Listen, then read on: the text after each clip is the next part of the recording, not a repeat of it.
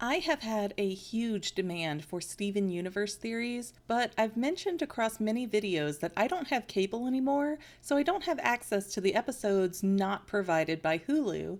Well, you guys really came through in providing me a website that has the episodes for like every cartoon I can think of out there. I mean, that website even had Family Dog. I really want to share the website and the people who gave it to me, but I don't know the legality of these places. So I want to praise these awesome viewers and websites and share the wealth, but I also have to do it anonymously because I don't want to cause anyone any problems either. Today, though, I want to answer some questions I've had related to Steven Universe's existence. And if you guys have a positive response to this video, I'll go on with my other questions from there. So I hope you enjoy and that this will be a successful series of videos for this channel. Why did Rose let Steven be born?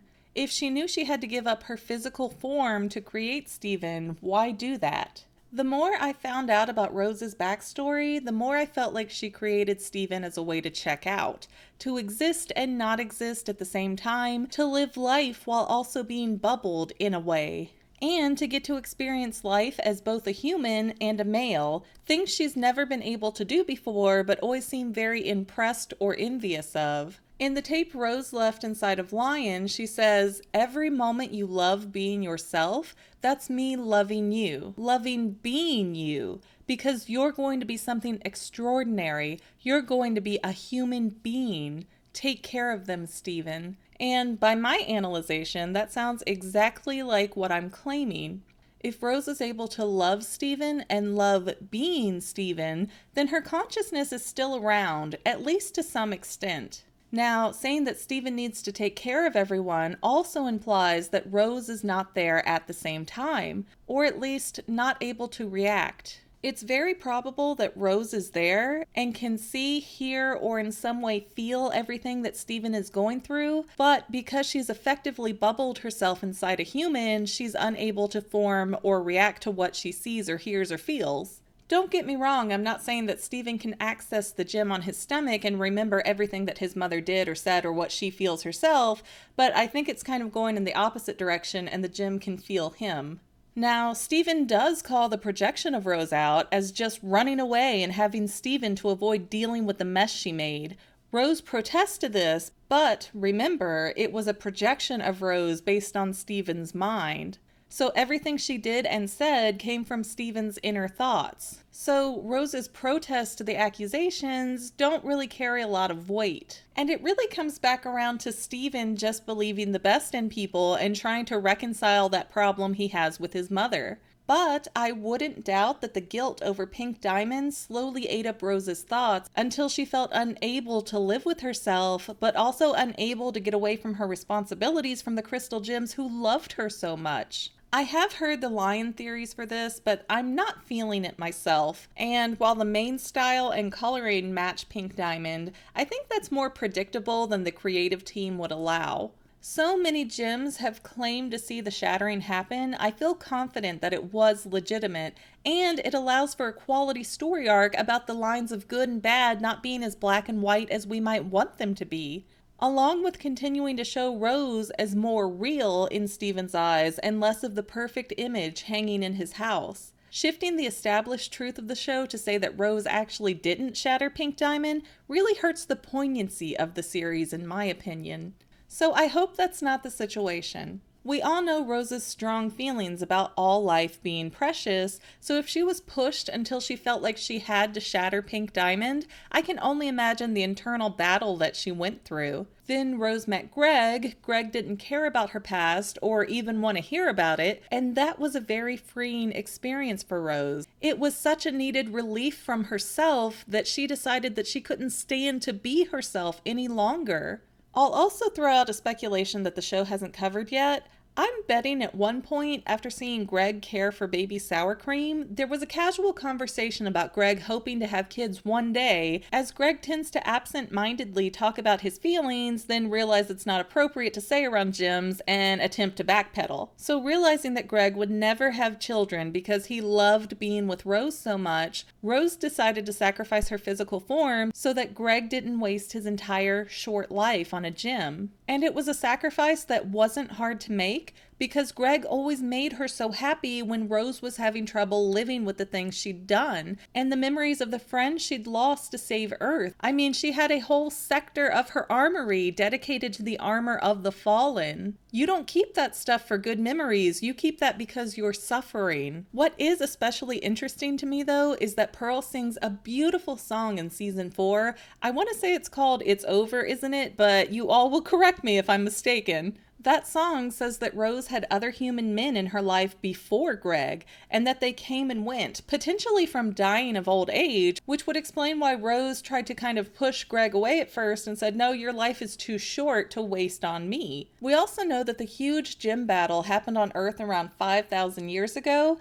5,000 years, so we're talking about 3000 BC era, and that's just when the war occurred. The gyms could have been on Earth for thousands of years before that. Was Rose dating cavemen? How many men have there been? I have so many questions about that era, and I have no way to answer them at present. But Rose having a string of men in her life would be along the same line of logic as someone looking for a distraction, a purpose, a reason to go on, or just a way to get out of their own head to stop fixating on their own problems. Because, of course, anything that Rose did with the other crystal gems would just kind of remind her of everyone that had lost and the things she had had to do. Rose has gone from the image of a perfect gem that hangs in Steven's room in a place that he always has to look up to it. But as the show has moved forward, Rose has become a more and more real and troubled being who has suffered greatly. It's the same issue human children grow up with, how their parents are like these all-knowing gods when they're little, but as the children age and understand more of the world, they see that their parents were just people desperately trying to make the right choices for everyone, and sometimes failing miserably at that. Second question, is Steven a clone?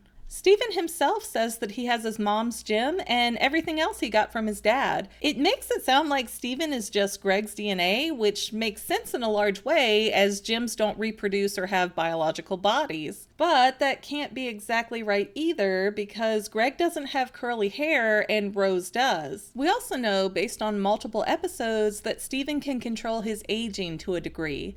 Well, he can temporarily change his form to match another age at least.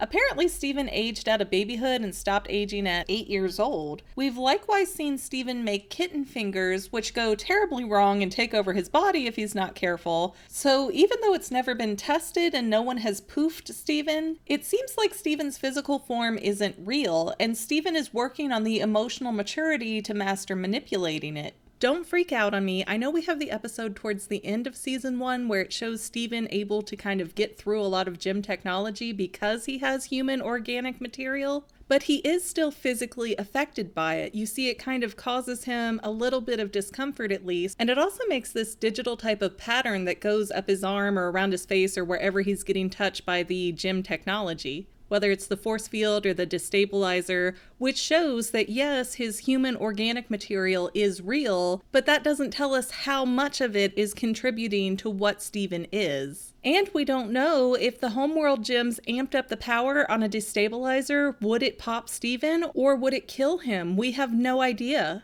It also opens up a huge can of worms about how much Rose may be contributing to Steven and his appearance.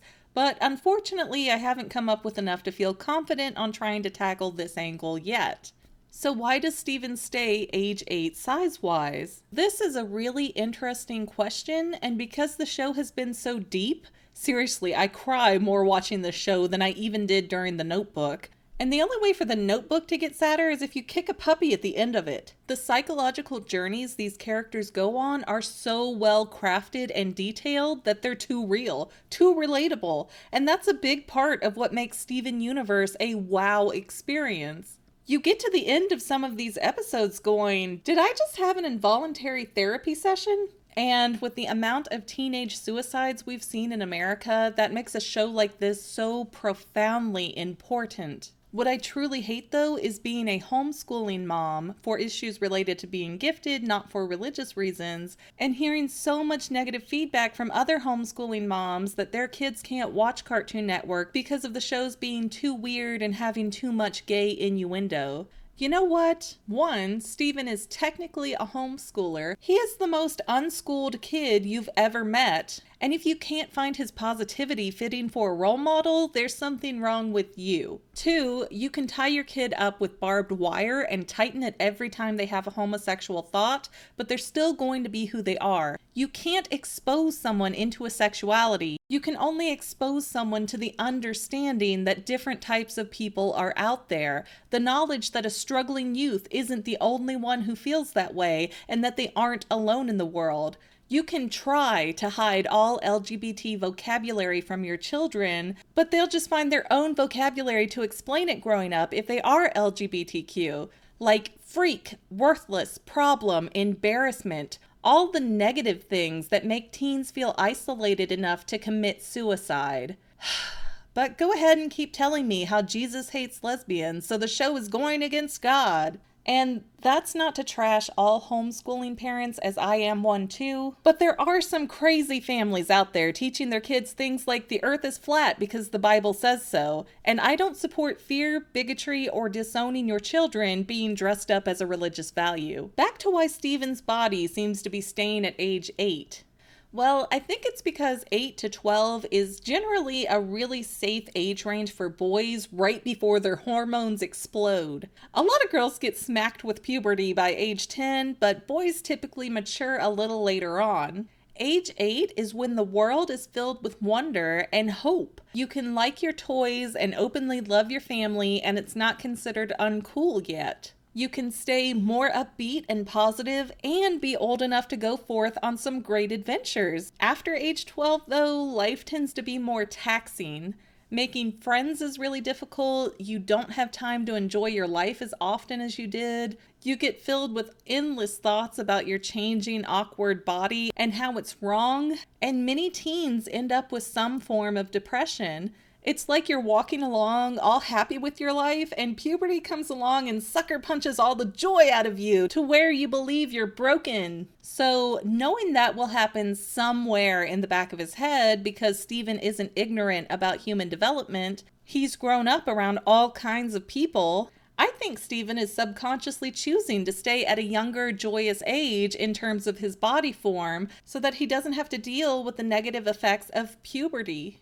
Interestingly enough, we see Stephen have his 14th birthday party, which implies that he's been 13 throughout the rest of the series.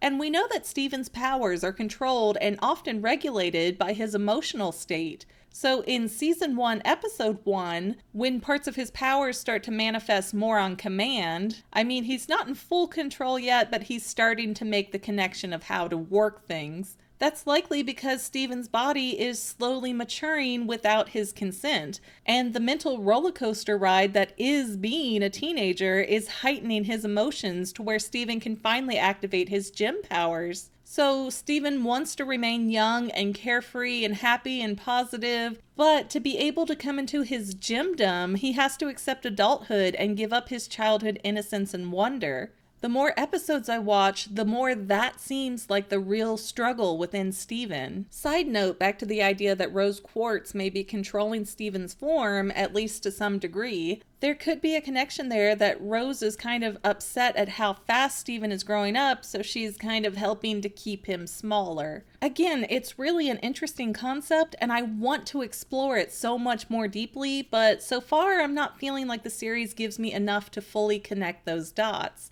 The last question I want to tackle in this video is about the gym placements, which isn't Stephen exclusive, but he is included in my reasoning here. So how do the gyms decide where their gym will go on their physical form? What I notice is that the gym placement correlates heavily to that gym's personality. Pearl is a bit of a know-it-all, and her gym is on her head, in front of her brain. Garnet is super strong and is often shown as the most powerful and aggressive of the crystal gems. Her gem forms on her hands, giving her gloves to power up with. I know the show actually calls them gauntlets, but they just, I don't know, come off as boxing glove type things to me. Amethyst follows her impulses and does as she pleases most of the time. Or, another way to put it, she follows her heart, and her gem appears in her chest region. Now, Rose's gem placement took me a second, because she is a large woman. Not just tall, but she has some weight on her. which she wears very well. By the way, bravo to Rebecca Sugar and her creative team for challenging perceptions of what we find to be beautiful. We don't realize it easily, but many of us will see a stereotypically unattractive character and compulsively think something like, ew, or she'd be pretty if not for blank, and things of that nature. We've just ended up being hardwired as Americans to subjectify and objectify every woman we see. But when you repetitively see characters that you might deem ugly, over time, your idea of beauty starts to alter and you begin to accept these characters that you thought were unattractive as very normal and or lovely. It creates a new standard of beauty, and I really, really, really love that all of the crystal gems have some physical and chosen flaws that keep them from being traditionally beautiful. Sorry, off topic again. Rose's gem was on her stomach, and so is Steven's. I did not want to progress this theory by saying it's because they're both kind of fat, but then it hit me. Both Rose and Steven go with their gut a lot. They trust their instincts, themselves, even if they don't know what the end result will be. And they often act based on their gut feeling. So gem placement still fits for these character traits. It works with the other gems too. Peridot's gem is on her forehead to suggest she's very intelligent. Blue Diamond feels things very strongly, and her gem is near her heart, which is why she still cries so heavily over Pink Diamond. Lapis is constantly ruminating and unable to let things go, and her gem is on her back. She's always looking to her past. The ruby that Steven calls Eyeball is excessively angry, and her gem is over her eye, like the name suggests. It's like she's literally seeing red. You may have to nudge around what each placement means to fit with the gem, but since their forms are personal, the placement of their gem should be as well, and so I believe their personality dictates where their gem ends up. It likely heightens their powers based on the region it resides as well. So if you place the gem on your head, you'll have above average intelligence. On your arm or leg would suggest extra strength or speed, and so forth. I'm going to leave you here for now and gauge the reception of this theory. I'm sure I'll get barraged with an array of thumbs down and comments pointing out that I said 1 or 3 smaller details wrong out of 10 pages of script, so that thereby renders my entire video irrelevant and unwatchable. But even though I'm skeptical because I know the fandom for Steven Universe is really strong, I'm going to remain hopeful that the positive responses will outweigh the negative ones. Thanks for watching, and I hope you enjoyed enough to like, subscribe, and share this video. I've also got a lot of other videos on my channel that you are fully encouraged to go check out. Plus, you can find me on Facebook at Say Halo Goodbye, which is my gamer tag, or Twitter at _Fanily.